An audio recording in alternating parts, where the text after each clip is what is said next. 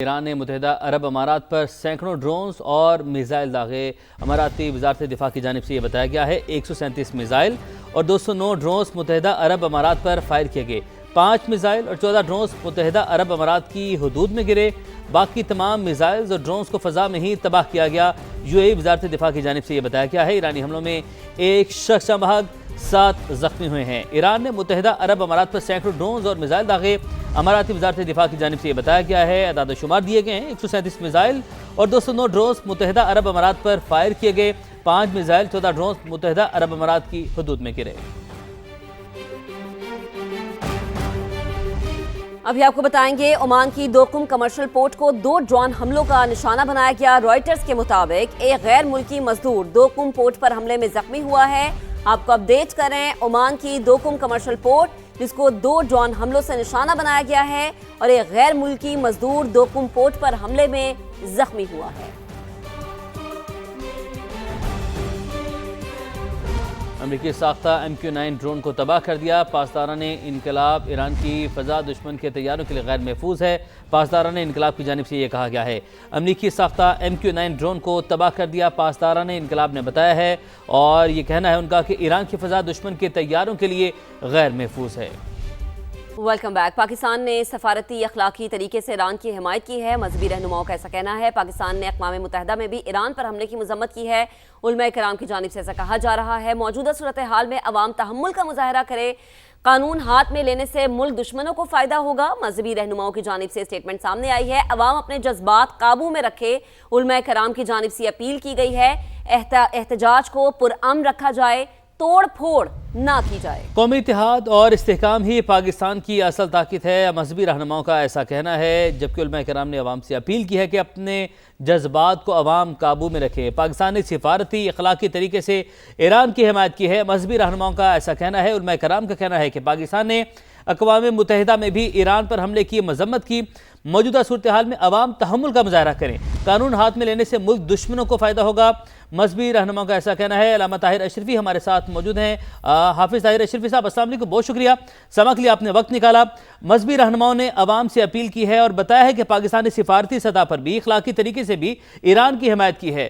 کیا پیغام ہے، کیا میسیج ہے عوام کے لیے؟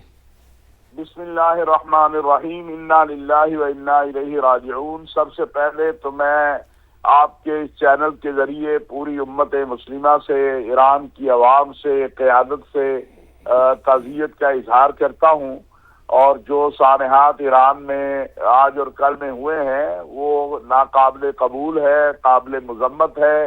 پاکستان کی ریاست، عوام، علماء، تمام مکاتب فکر کے علماء، مشائخ، قومی پیغام امن کمیٹی، ہم سب اپنے ایرانی بھائیوں کے ساتھ ہیں اس بربریت اور جارحیت کے خلاف، اور کسی بھی صورت جو ہے اس کو درست قرار نہیں دیا جا سکتا۔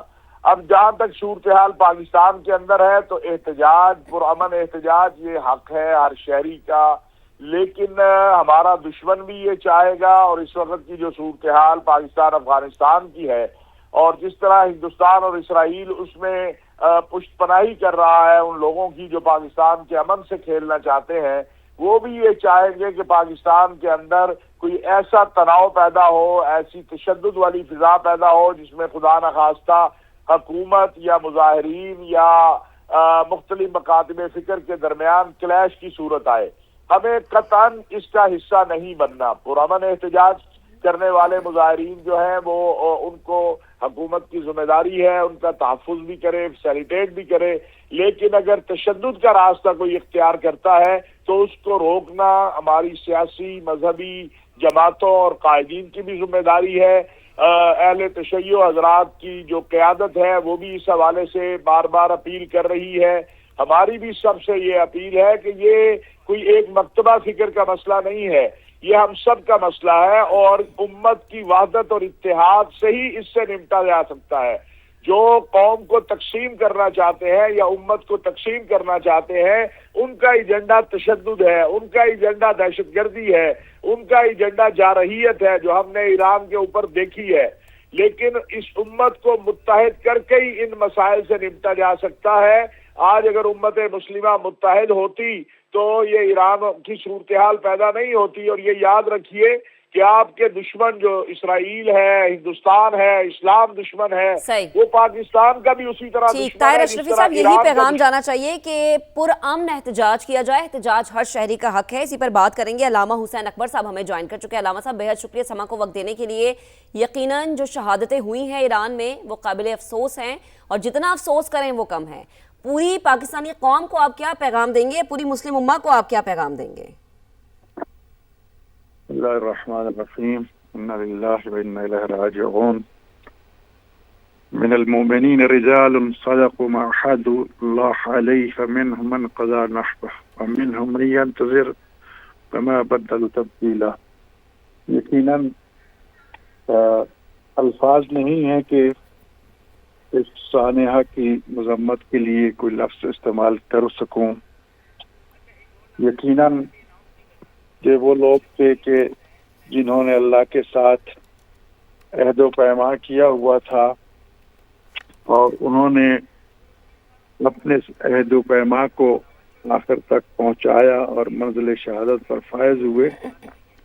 ان میں سے اور بار میں ہے کہ ان کی باری کا بات ہی ہے کہ یہ جو راہ شہادت ہے یہ کوئی نیا نہیں ہے. کربلا والوں کے لیے تو یہ نسل بعد نسل چلا آ رہا ہے، لیکن واقع کربلا کے بعد شہداء کی لاشوں پر وارث سے خون حسین حضرت زینب سلام اللہ علیہا اور حضرت امام سجاد علیہ الصلوۃ والسلام نے اس قربانی کو اللہ کے ہاں یہ کہہ کے دعا کی کہ میرے اللہ اسے قبول فرما لے.